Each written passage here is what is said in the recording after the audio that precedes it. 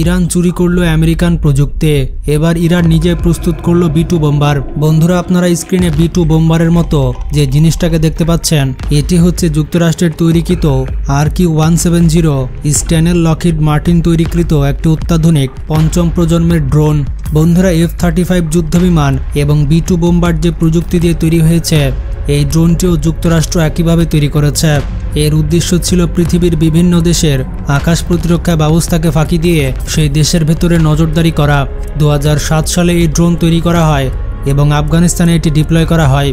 এরপর সেটি কিছুদিন দক্ষিণ কোরিয়ায় ছিল উত্তর কোরিয়ার উপরে নজরদারি করার জন্য।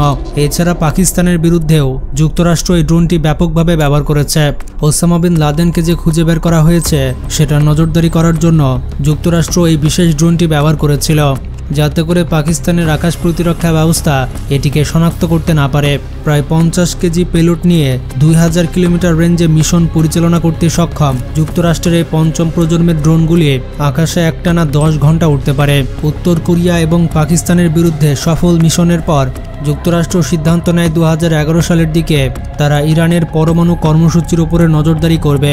আর যেমন কথা তেমনই কাজ। 2011 সালের 5ই ডিসেম্বর যুক্তরাষ্ট্র তার এই RQ-170 ড্রোনকে ইরানের পরমাণু প্রোগ্রাম পর্যবেক্ষণ করার জন্য ইরানের ভেতরে পাঠায়। তবে পাকিস্তান এবং উত্তর কোরিয়ার মতো এই ড্রোনগুলোর ভাগ্য অতটা ভালো ছিল না। ইরানের সামরিক বাহিনী তাদের ইলেকট্রনিক ওয়ারফেয়ার ইউনিট ব্যবহার করে এর সরাসরি সিগন্যাল জ্যাম করে দেয়। এর জন্য সফলভাবে অক্ষতভাবে এই ড্রোনটি ইরানের মাটিতে ইরানের একটি ঘাঁটির কাছে তাদের সামরিক বাহিনী নিরাপদে ল্যান্ডিং করাতে সক্ষম হয়। স্ক্রিনে আপনারা দেখতে পাচ্ছেন সেই ঐতিহাসিক দৃশ্য। ইরানের IRGCর সদস্যরা এই ড্রোনটিকে ক্যাপচার করে ক্রেনের মাধ্যমে সেটি গাড়িতে চাপিয়ে ইরানের বিজ্ঞানীদের হাতে পাঠিয়ে দিচ্ছে। এর কারণ হচ্ছে তারা রিভার্স ইঞ্জিনিয়ারিং করাতে চায়, যাতে করে পঞ্চম প্রজন্মের এই ড্রোন তৈরি করা যায়। এত বড় ইস্যুটিকে কেন্দ্র করে এতদিন যুক্তরাষ্ট্র কোনো স্টেটমেন্ট না দিলেও সম্প্রতি যুক্তরাষ্ট্রের সামরিক বিশেষজ্ঞ এবং ইসরায়েলের সামরিক বিশেষজ্ঞরা এটা নিশ্চিত করেছে যে ইরান সফলভাবে এটির কপি তৈরি করেছে।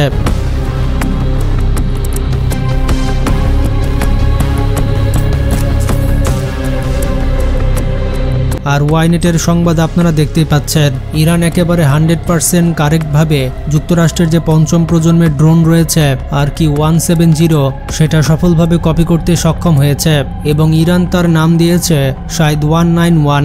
যুক্তরাষ্ট্রের প্রযুক্তি কপি করে ইরান যে ড্রোনগুলো তৈরি করেছে সেটি আগামী যুদ্ধে ইসরায়েলের জন্য বড় বিপদ ডেকে আনতে পারে। ইসরায়েলের কোনো আকাশ প্রতিরক্ষা ব্যবস্থা সেগুলো শনাক্ত করতে পারবে কিনা তা নিয়ে ইতিমধ্যে সন্দেহ তৈরি হয়েছে, কারণ ইরান এই ড্রোনগুলি শুধুমাত্র কপি করেনি, এর সক্ষমতাকেও একটু নতুন লেভেলে নিয়ে গিয়েছে। বর্তমানে ইরান এই ড্রোনের পেলোটের ক্ষমতা 50 কেজি থেকে বাড়িয়ে 100 কেজি করেছে এবং অন্ততপক্ষে 3টি মিসাইল যেগুলো আকাশ প্রতিরক্ষা ব্যবস্থার ইউনিটকে ধ্বংস করতে পারে, এটি ইরান তাদের ড্রোনে যুক্ত করেছে। প্রথম দিকে কিন্তু ইসরায়েল এবং যুক্তরাষ্ট্র বিষয়টিকে পাত্তা দেয়নি। তারা ধরে নিয়েছে যে ইরান পঞ্চম প্রজন্মের প্রযুক্তিকে কপি করতে পারবে না। তবে তাদের মাথা ঘুরে যায় 2021 সালের নভেম্বরের দিকে, যখন ইরান এটি ব্যবহার করে সরাসরি পশ্চিম তীরে অস্ত্র ডেলিভারি দেওয়া শুরু করে।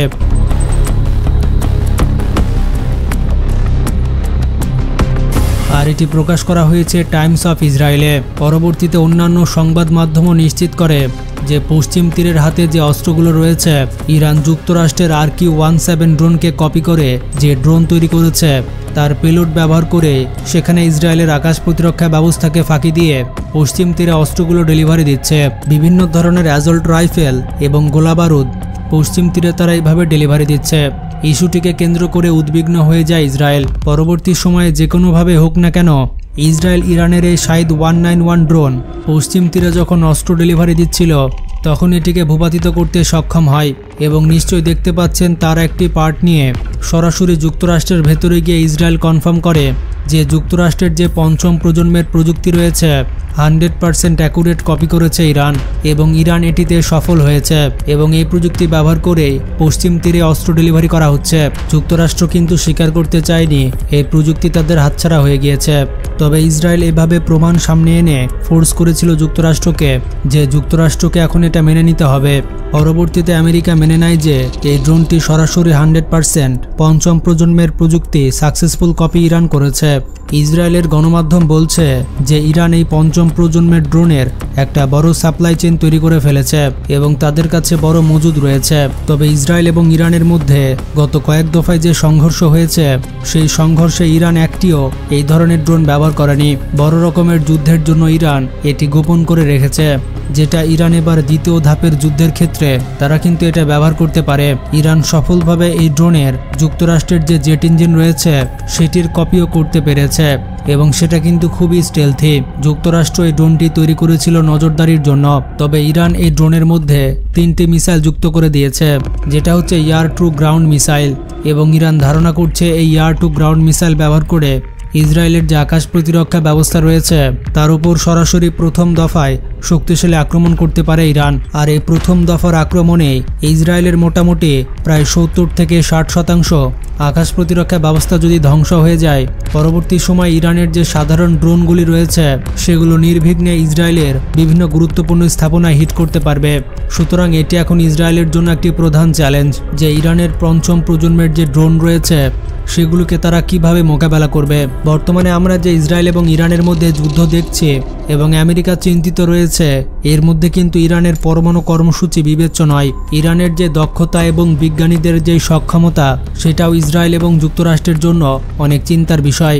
সাধারণত কোনো দেশ যখন অন্য দেশের কপি করে কিছু তৈরি করে সেটাকে একসময় ছোট করে দেখা হতো কিংবা দেখা হয়, তবে চীন এই ক্ষেত্রে যে সকল ইতিহাসের পৃষ্ঠাগুলো রয়েছে সেই কপির ইতিহাস পুরো পাল্টে দিয়েছে। একটি দেশ সামরিক প্রযুক্তির অত্যন্ত ক্রিটিক্যাল জিনিস যখন কপি করে, তাদের প্রযুক্তিগত সক্ষমতা, বিজ্ঞানীদের সক্ষমতা কোন পর্যায়ে চলে গিয়েছে সেটা মানতে হবে, কারণ কপি করাও একটা আর্ট।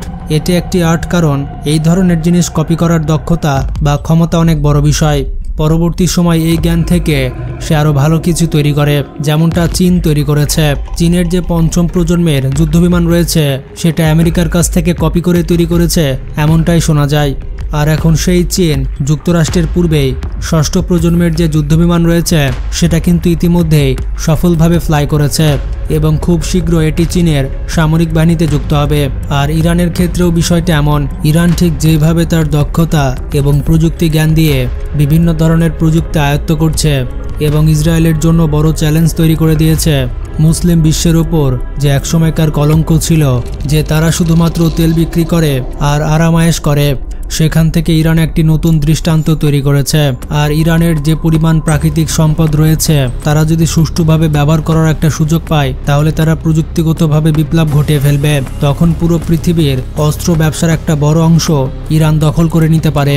ইতিমধ্যে রাশিয়ার মতো সুপার পাওয়ার ইরান থেকে ড্রোন ক্রয় করছে এবং ইরান থেকে বিভিন্ন মিসাইল ও মিসাইল লঞ্চারও ক্রয় করছে।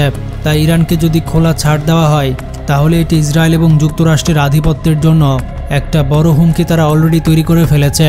সেই সময় তারা আরো বড় অংশ দখল করে নিবে। আর এর জন্য ইরানকে কোণঠাসা করা বা ইরানকে দমিয়ে রাখা ইসরায়েল এবং আমেরিকার জন্য খুবই গুরুত্বপূর্ণ। আর এর জন্যই বলা হচ্ছে যে ইরানের সঙ্গে যুদ্ধ অনিবার্য। অবশ্যই আমেরিকা এবং ইসরায়েল যুদ্ধ করবে। আর যদি এমনটা না হয় তাহলে ইরানের দক্ষতা এবং সক্ষমতা কল্পনার বাইরে বেড়ে যাবে, যেটা কিন্তু কোনোভাবেই আমেরিকা চায় না। তো ইরান সম্পর্কে আপনার কি মতামত কমেন্টে জানান। ভিডিওটি বেশি বেশি শেয়ার করে সবাইকে জানিয়ে দিন। ভালো থাকবেন, টেক কেয়ার।